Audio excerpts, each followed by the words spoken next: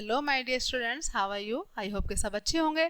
तो बच्चों शुरू करते हैं क्लास 6 नैतिक शिक्षा का चैप्टर नंबर 11। हमारे चैप्टर का नाम है बच्चों दानशीलता।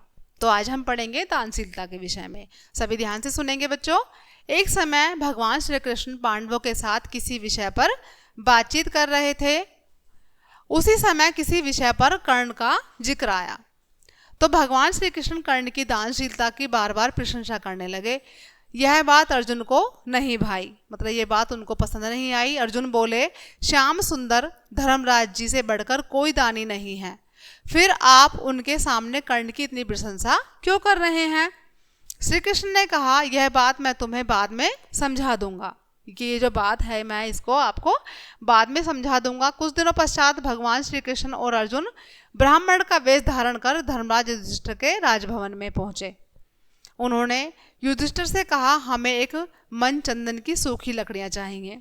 एक मन चंदन की सूखी लकड़ियां चाहिए, आप कृपा करके मंगा दीजिए। उस दिन बहुत बारिश हो रही थी, कहीं से भी लकड़ियां लाने पर वे अवश्य भीग जाती। महाराज युधिष्ठिर ने अपने जो सेवक थे उनको भेजा, परंतु कहीं भी चंदन की सूखी लकड़ियां नहीं मिल पाईं।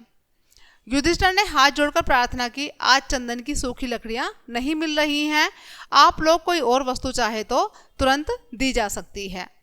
भगवान श्री कृष्ण और अर्जुन उसी वेश में कर्ण के यहाँ पहुंचे। कर्ण ने बड़े आदर से उनका स्वागत किया। श्री कृष्ण बोले कि हमें इसी समय एक मन चंदन की सूखी लकड़ियां चाहिए। कर्ण ने कहा, इस समय भारी वर्षा हो रही है, बाहर से लकड़ियां मंगाने पर वह भीग जाएंगी, जो लकड़ियां हैं वो भीग जाएंगी, परंतु आप लोग निराश न हो, मैं अभी लकड़ी का प्रबंध करता हूँ। कर्ण ने धनुष बाण उठाया और अपने सुंदर महल के मूल्यवान किवाड़, चौखटे, पलंग आदि सब तोड़ डाले।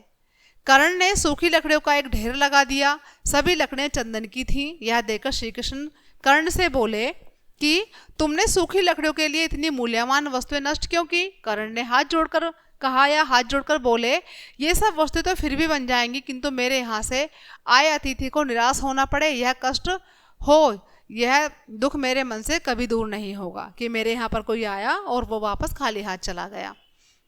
भगवान ने कर्ण को यशस्वी होने का आशीर्वाद दिया और वहां से अर्जुन के साथ लौट आए। श्री कृष्ण ने अर्जुन से कहा, अर्जुन देखो, धर्मराज युधिष्ठिर के भवन के द्वार चौखटे भी चंदन की हैं, चंदन की दूसरी वस्तुएं भी राजभवन में उपलब्ध हैं, लेकिन चंदन मांगने पर भी उन वस्तुओं को देने की याद धर्मराज को नहीं आई, और सूखी लकड़ियां मांगने पर कर्ण ने अपने भवन की मूल्यवान वस्तुएं तोड़कर दे दी। कर्ण स्वभाव से उदार हैं और धर्मराज युधिष्ठिर विचार करके धर्म पर स्थिर रहते हैं। मैं इसी कारण कर्ण की प्रशंसा करता हूँ। हम सबको भी दूसरों के साथ परोपकार, त्याग और अच्छे कार्य करने का स्वभाव बना लेना चाहिए। जो लोग नित्य अच्छे कार्य नहीं करते और सोचते हैं कि कोई अच्छा अवसर आने पर वे बड़ा त्याग या उपकार करेंगे, तो उनको अवसर आने पर यह बात ध्यान ही नहीं रहती कि बड़ा त्याग कैसे किया जाए।